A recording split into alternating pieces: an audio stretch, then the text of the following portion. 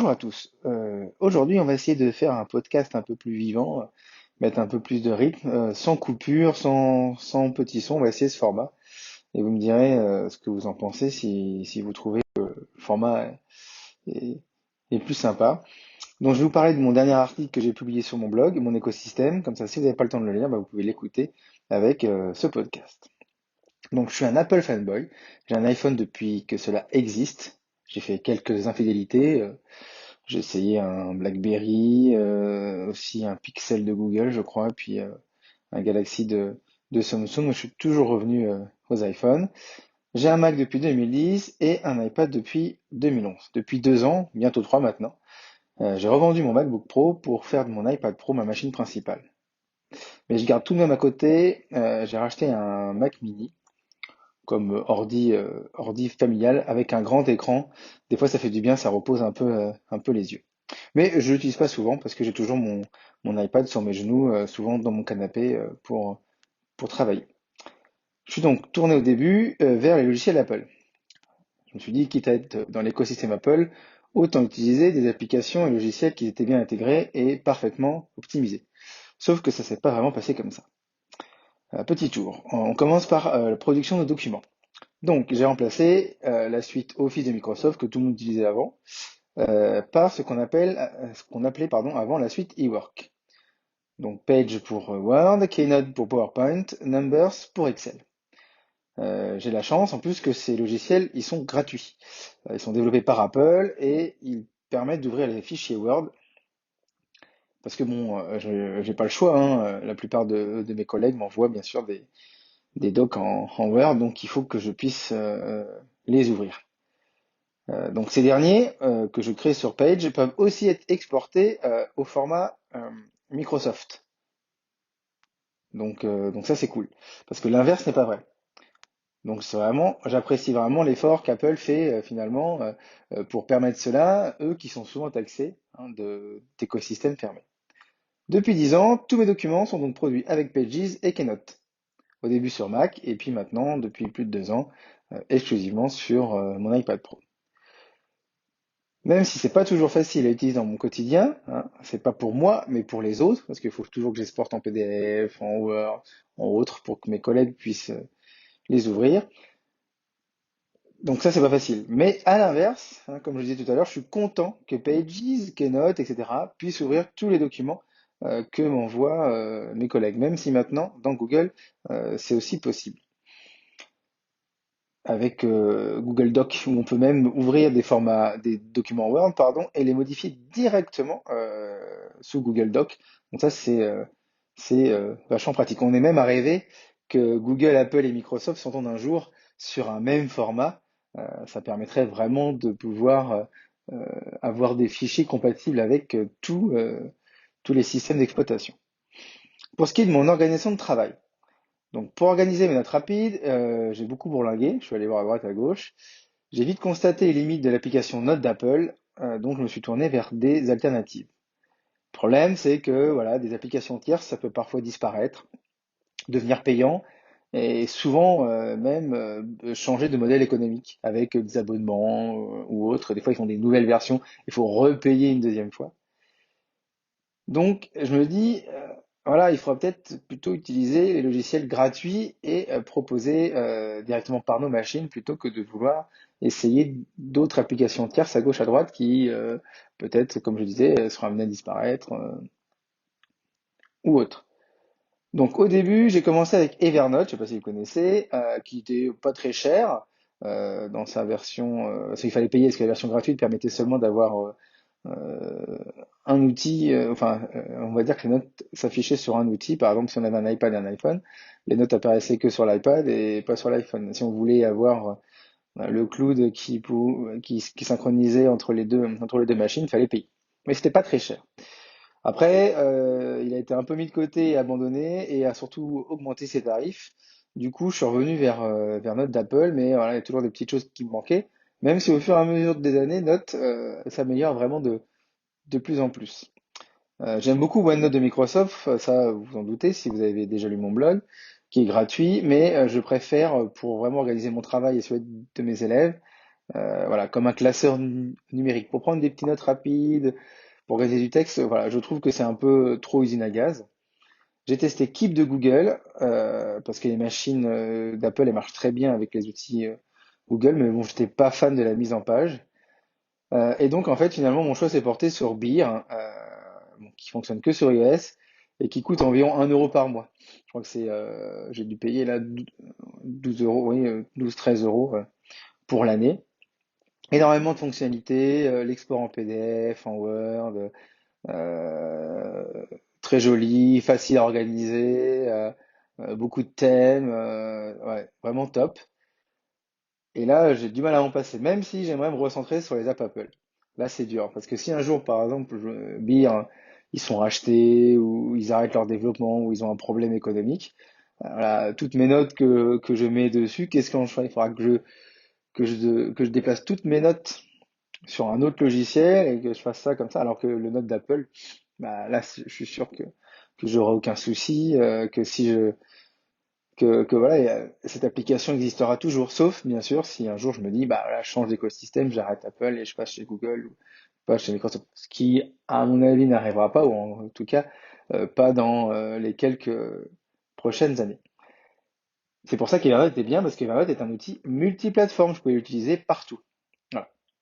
Bon, peut-être qu'un jour Beer se développera sur, euh, sur les autres plateformes. Alors oui, effectivement, ce que je disais aussi dans cet article, c'est que pour ceux qui aiment le libre, comme LibreOffice, je suis désolé, cet article il est vraiment pas fait pour vous, parce que je ne parle que de d'applications voilà, compatibles iOS et peut-être un peu Android et Microsoft. Pour prendre des notes manuscrites avec l'Apple Pencil, j'ai deux applications alors qui sont payantes, mais on paye qu'une fois, pas d'abonnement comme Beer. C'est notation de PDF, prise de notes manuelle, etc. GoodNote et Notability. J'ai les deux parce que j'ai du mal à choisir entre l'une et l'autre, même si en ce moment ma préférence va vers GoodNote. J'ai fait une vidéo d'ailleurs YouTube là-dessus. N'hésitez pas à aller la voir. Elle marche assez bien et ça permet vraiment enfin pour certains, de se dire ah tiens l'iPad c'est vraiment cool, ça m'a vraiment beaucoup sauvé. GoodNote ou même Notability parce qu'on peut faire la même chose hein, pendant le confinement du mois de mars où là de recevoir toutes les productions des élèves, les mettre sur GoodNote, les annoter directement, leur envoyer par mail directement ou autre. C'était vachement pratique. Donc je les adore et ça, Note d'Apple le fait, mais beaucoup moins bien en fait.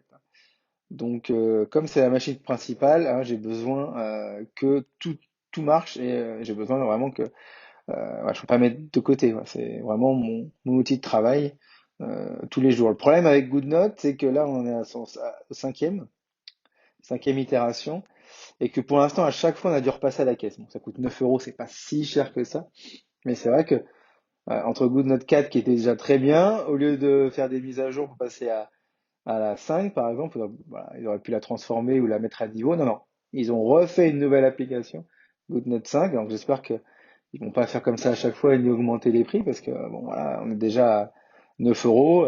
Bon, c'est heureusement que c'est pas tous les ans. Pour l'instant, ça reste tous les 3-4 ans. Ça va encore. Notability, lui, il reste dans le même prix, c'est 9 euros, je crois, mais pour l'instant, voilà, il a jamais changé d'app. Il a toujours mis à jour son application. Donc bon, pour l'instant, ça marche, mais comme je vous dis, c'est encore des applications tierces. Est-ce que ça va toujours être viable? Je ne sais pas. C'est vrai que c'est ma question du moment. Je m'éparpille avec plein d'applications et c'est vrai que des fois, je me dis, bon, est-ce que je devrais pas plutôt me recentrer, utiliser les applications d'Apple directement intégrées dans mon iPad, mon iPhone, mon Mac, plutôt que d'aller chercher à gauche à droite des applications qui en plus me coûtent des sous. Dernier exemple, Things 3, hein, qui est mon organisateur de tâches. Ça coûte une petite fortune, surtout que je l'ai acheté sur les trois plateformes et à chaque fois, il faut passer à la caisse. Je crois que ça va être 10 euros pour iPhone, 20 pour iPad et je crois presque 50 euros sur Mac. C'est complètement hors de prix, surtout que si c'est le 3, c'est qu'il y a eu le 1 et le 2. J'espère qu'ils vont pas me faire le coup pareil que GoodNote pour le 4. Donc j'essaye de rappel depuis quelques temps et je trouve que c'est pas mal. Ils ont bien rattrapé leur retard. Je pourrais l'utiliser, je suppose, parce que bon, même si j'adore Things, je pense que je pourrais me restreindre à Apple. Le problème, c'est que j'ai payé, comme je vous dis, une petite fortune pour Things 3. Ce serait quand même dommage de ne pas l'utiliser. Voilà. Enfin, pour les mails, j'ai abandonné le logiciel d'Apple, hein, mail d'Apple, parce que il n'est pas au niveau. Même s'il rattrape, maintenant il a rattrapé beaucoup de choses. Voilà, je peux toujours pas envoyer mes mails vers Things, vers Rappel. C'est plus complexe. Il n'y a pas le push pour les mails Google, parce que j'utilise que des mails Google, donc voilà, je suis pas en temps réel. Et voilà, par rapport à une application comme Gmail qui fait le tri entre mail prioritaire, mail important, spam, mail de notification, qui me trie pour vraiment m'alerter quand c'est des mails qui en valent le coup. Du coup, c'est vrai que mail d'Apple, voilà, c'est un peu dommage. C'est vraiment un manque de pouvoir trier les mails, un peu comme Spark le fait aussi, que j'utilise, qui est vraiment cool, voilà, qui me catégorise déjà tout. Je peux même échanger les boîtes mail. Enfin voilà, voilà, c'est vraiment un super logiciel. Et en plus, ces deux-là, ils sont gratuits là. Donc pour le coup, même si on vous dira au niveau on va dire, des mails, si Spark et Gmail peuvent classer vos mails, c'est forcément qu'ils ont accès à ce qu'il y avait dedans, ou du moins au titre ou aux métadonnées. Donc, alors qu'Apple ne l'a pas. C'est vrai qu'au niveau de la vie privée, bon, c'est à vous de choisir. Enfin, pour le navigateur, j'ai utilisé beaucoup Google Chrome parce qu'il y avait la traduction, parce que je vais beaucoup sur des sites anglais, et donc du coup j'aime bien avoir la traduction automatique. Je suis en train de revenir vers Safari, parce qu'en plus ils ont annoncé qu'il y aurait la traduction dedans. Bon, pour l'instant ça y est pas sur toutes les plateformes. Donc du coup pour l'instant je suis sur Safari à nouveau depuis quelques années, j'espère que je vais y rester. Il est moins gourmand que Chrome. J'aime bien Chrome parce qu'il y avait plein d'extensions dedans, permettrait vraiment de gagner en productivité.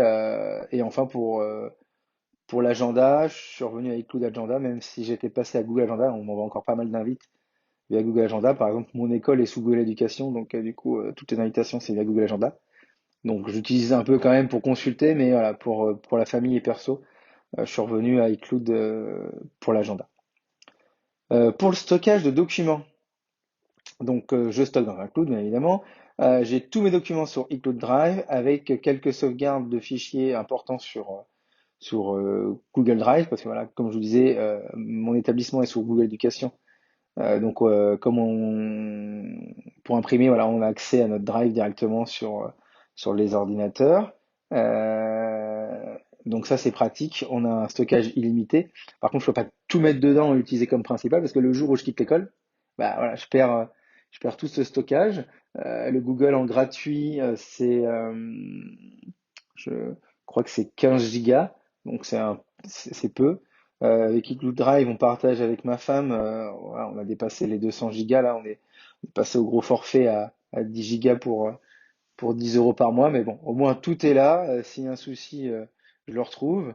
J'essaie de faire une double sauvegarde, comme je disais, avec Google Drive au cas où.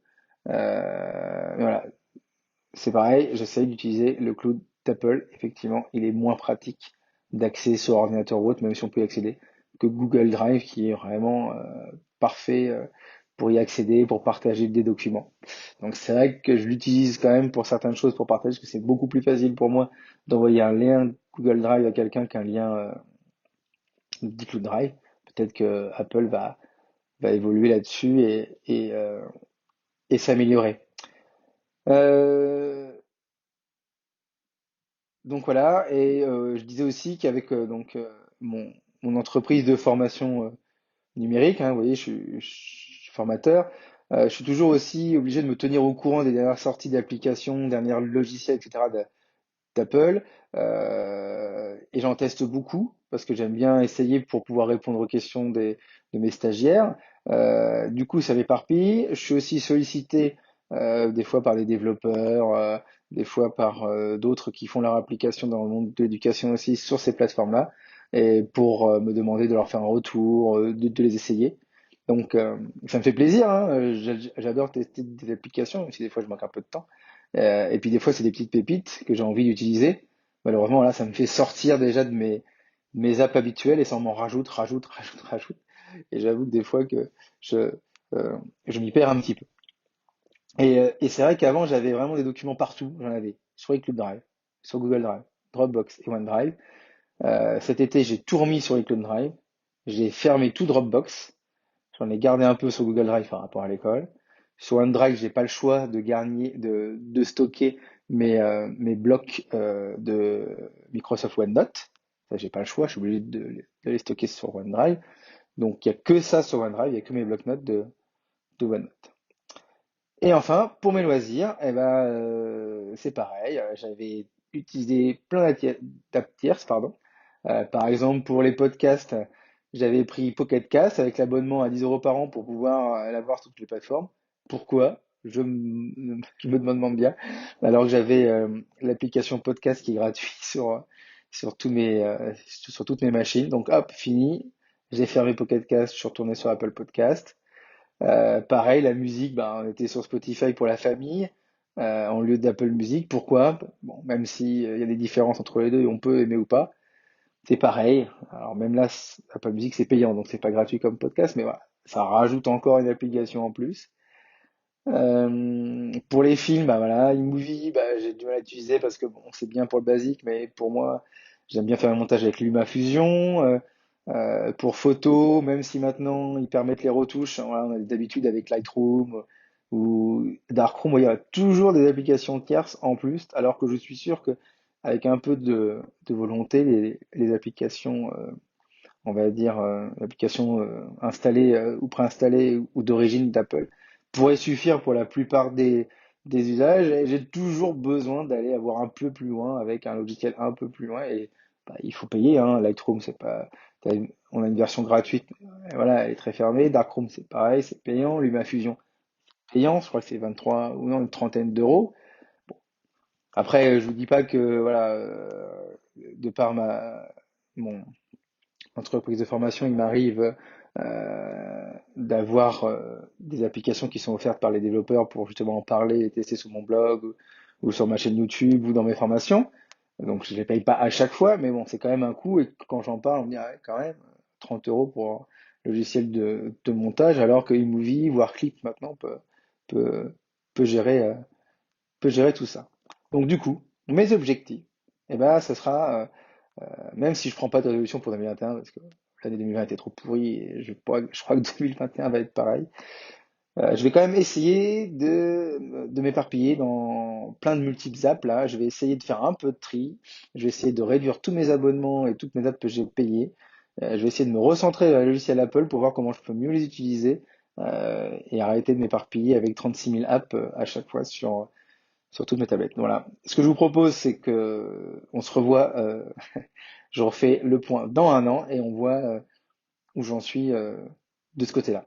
Voilà pour ce nouveau podcast. J'espère que ce format où je discute avec vous, ça vous a plu. Mieux que mes précédents podcasts qui étaient un peu plus mous, on va dire. J'ai essayé de donner un peu plus de rythme au prochain. En tout cas, merci de m'avoir écouté et je vous dis à bientôt.